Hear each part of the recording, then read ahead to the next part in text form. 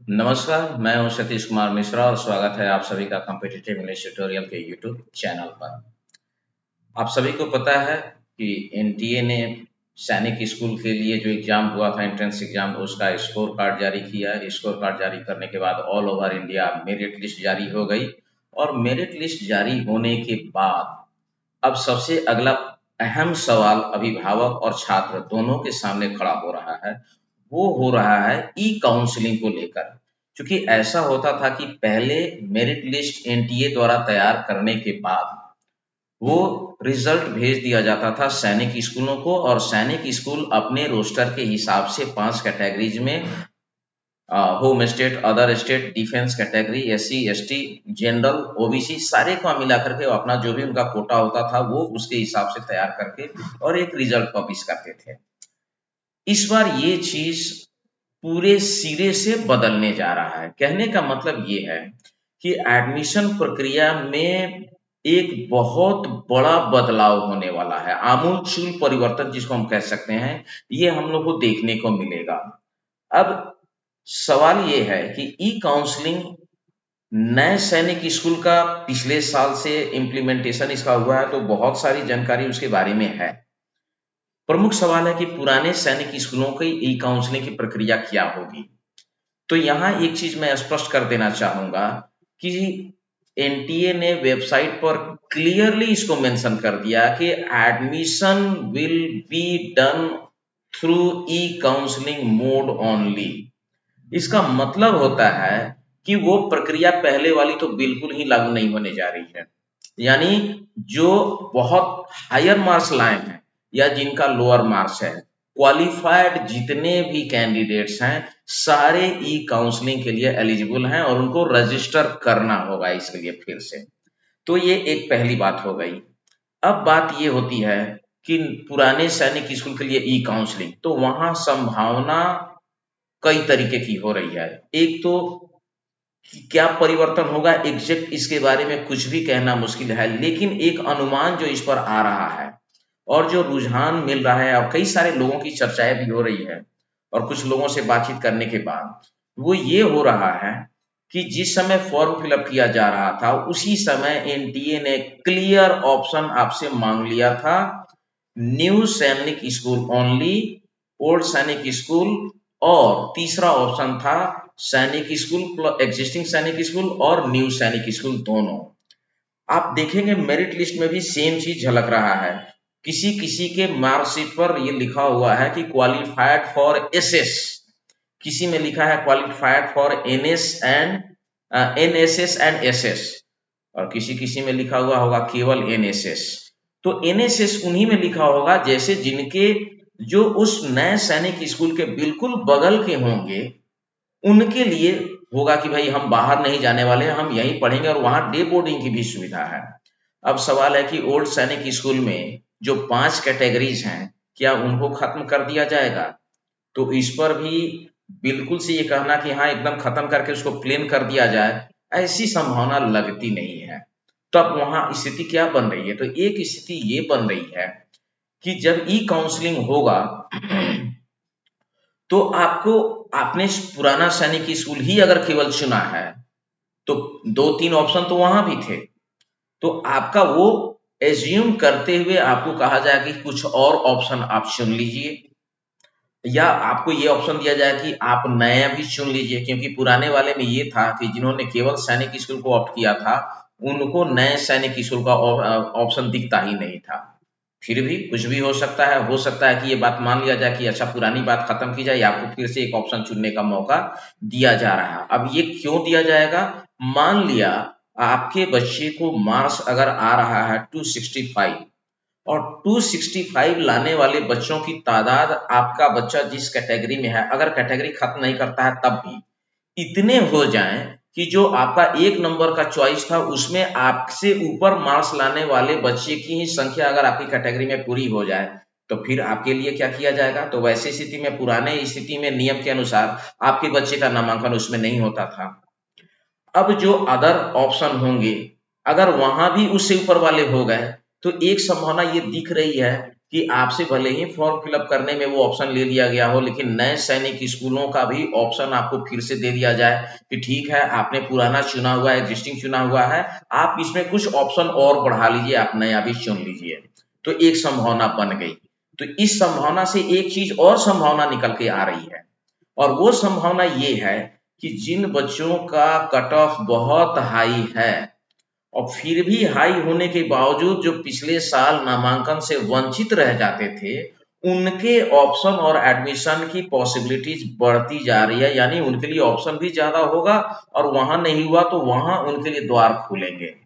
तो लबोलुआब ये हुआ इस बात का कि हाई मार्क्स वाले का ही नामांकन प्रक्रिया अब हम लोग को देखने को मिलेगा।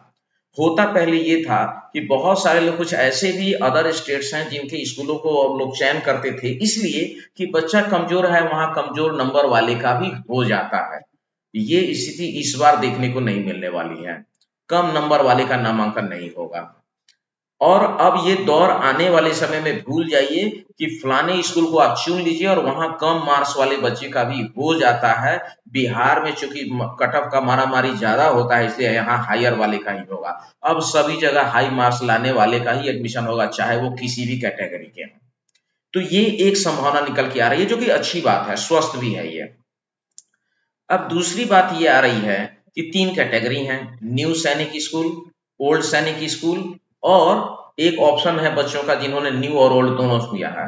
तो जिन बच्चों ने न्यू और ओल्ड दोनों का सिलेक्शन किया उनके लिए तो पहले से ही क्लियर है कि वो कहीं भी जाने के लिए माइंड सेट रखे हुए, तो उनके लिए ऑप्शन ऑलरेडी पहले से बहुत ज्यादा है। जिन्होंने केवल न्यू चुना उनके लिए भी कोई दिक्कत नहीं है, 60% उनके लिए नए में है, और अगर वो कट ऑफ रेंज में आते हैं और उस स्कूल के लोकल हैं तो वो उनके लिए भी ऑप्शन है। मामला उनके लिए बन रहा था कि जिन्होंने केवल ओल्ड को ही चुना था, यानी एग्जिस्टिंग सैनिक स्कूल को, तो या तो हो सकता है कि ई काउंसलिंग में उनको नए वाले का ऑप्शन दिखे ही नहीं, और यदि अगर बढ़िया मार्क्स है और फिर भी उनको कहे कि अच्छा चलिए पुराना नहीं, हम एक और मौका दे रहे हैं आपको ऑप्शन चुनने का ई काउंसलिंग में, तो आपके लिए भी दरवाजा खुल सकता है। और अब ये हो सकता है कि वहां अगर आपसे ज्यादा नंबर वालों से सीट भर गया तो आप दूसरा ऑप्शन भी चुन सकते हैं।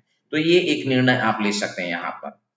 अब सवाल है कि चुने हुए और ऑप्शन, तो जो चुने हुए हैं उनके लिए दो ऑप्शन हो सकता है, एक तो जो चुना है वही रह जाएगा उनके लिए, या सबको मिलाकर के कि नए पुराने में कोई भेद नहीं है। और इस बात की संभावना ज्यादा है कि ये सारी चीजें मॉनिटर की जा रही हैं सैनिक स्कूल सोसाइटी के द्वारा, तो किसी भी हालत में सैनिक स्कूल अपने किसी भी नए या पुराने में कोई भी भेद करना नहीं चाहेगी, तो वो सबको इक्वलाइज करने के प्रयास करें। लेकिन यहाँ एक पॉसिबिलिटी और आ रही है कि पुराने सैनिक स्कूल में 5 कैटेगरी थे, होम स्टेट, अदर स्टेट, इसके अलावा SC, ST, OBC, general, defence. अब ये सवाल है कि क्या नए सैनिक स्कूल में जो ये कोई चीज नहीं है, वहां फ्री फॉर ऑल है, कोई भी ले सकते हैं, वहां कैटेगरी का मामला नहीं था, तो क्या नए सैनिक स्कूल में उसको लागू किया जाएगा? लेकिन इसकी मैनेजमेंट प्राइवेट हाथ में और एनजीओ के द्वारा चल रहा है, इसकी संभावना नहीं लग रही है। तो क्या पुराने स्कूलों से कैटेगरी को हटा दिया जाएगा? इसकी भी संभावना पर एकदम से अभी कुछ भी कहना मूर्खता होगी या अतिशयोक्ति होगी। इसके लिए हमें वेट करना पड़ेगा ई काउंसलिंग प्रोसेस को शुरू होने का।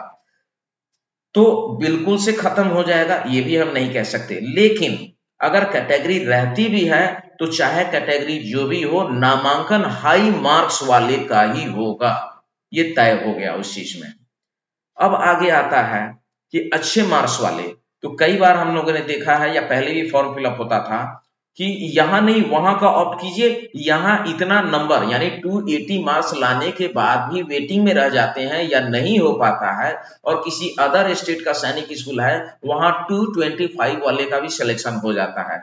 इस बात की भी संभावना पर अब विराम लग गया। कारण है कि 250 नंबर लाने वाले बच्चों की ही तादाद इतनी ज्यादा है कि अब ई काउंसलिंग के ऑप्शन में जब वो बच्चे वहां पहुंचेंगे जो उनका इच्छित जगह अगर नहीं मिला, तो वो बच्चे वहां के लिए मूव करेंगे और निश्चित रूप से वो क्वालिफाइड है तो उनको प्रायोरिटी में लिया जाएगा।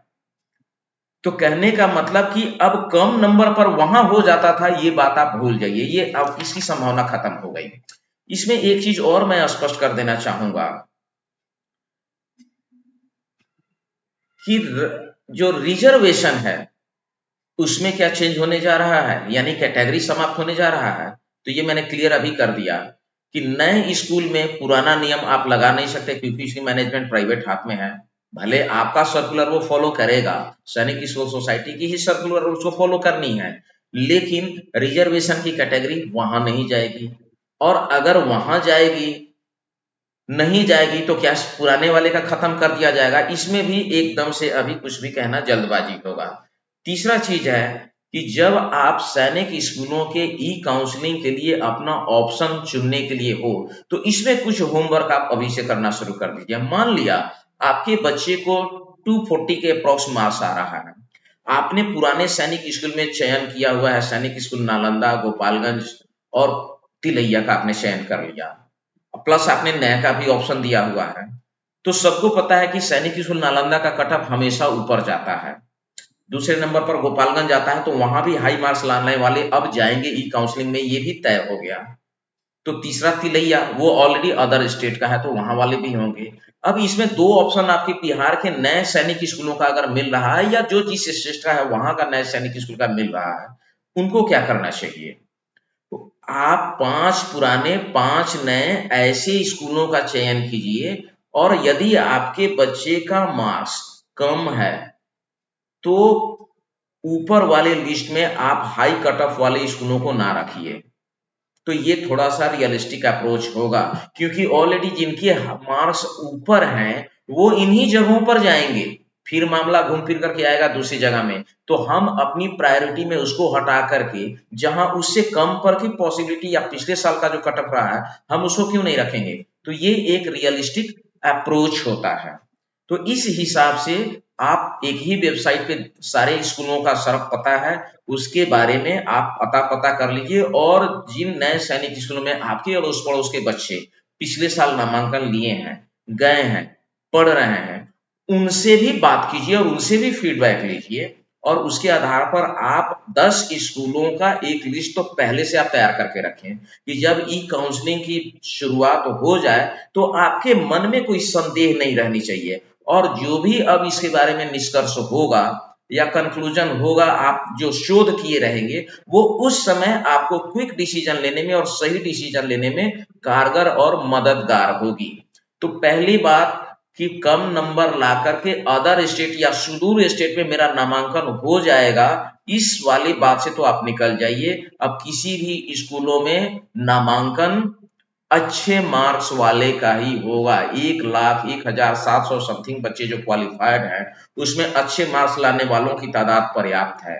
और इसका सबसे बड़ा बेनिफिट ये होने जा रहा है कि अच्छे नंबर ला करके भी पिछली सिस्टम के आधार पर बच्चे नामांकन से वंचित रह जाते थे, और कम मार्क्स वाले अदर स्टेट में जाकर के जो नामांकन ले लेते थे, अब ये बात नहीं होगी। अच्छे मार्क्स वाले के लिए सारे दरवाजे खुल गए। उनसे जब सारा मामला बन जाएगा, खाली रहेगा, तभी नीचे वाले को इसके लिए कोई प्रायोरिटी दी जाएगी या कुछ भी होगा। लेकिन फर्स्ट प्रायोरिटी में हाई मार्क्स वाले को ही लिया जाएगा। आज तक के लिए ये जानकारी मैं इतना है, और जैसे जैसे जो भी अपडेट्स मुझे मिलेगा मैं आपको अपडेट करता रहूंगा। और इस तरीके की जरूरी जानकारी के लिए आप हमारे साथ बने रहिए। Many many thanks for watching this channel, all of you. Thanks. Subscribe, like and share. Thank you.